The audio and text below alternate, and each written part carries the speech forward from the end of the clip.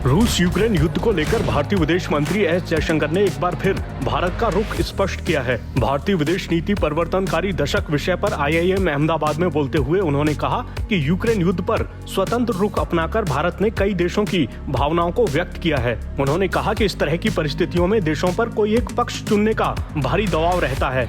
जयशंकर ने कहा, हमने स्वतंत्र रुख अपनाया, हमने अपने लोगों के कल्याण को ध्यान में रखते हुए जिन फैसलों को सही समझा वही फैसले लिए।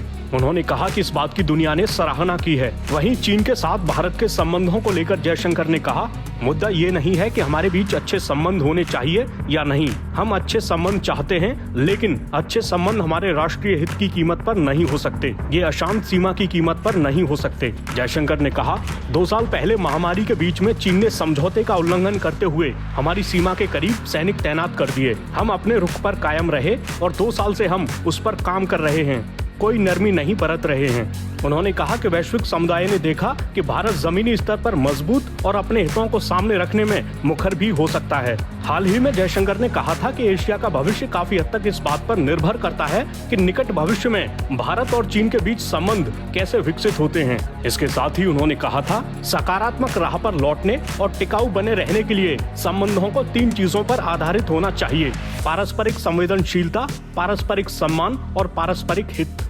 आपको बता दें कि भारत और चीन के बीच 2 साल से ज्यादा वक्त से टकराव वाली कई जगह पर गतिरोध बना हुआ है।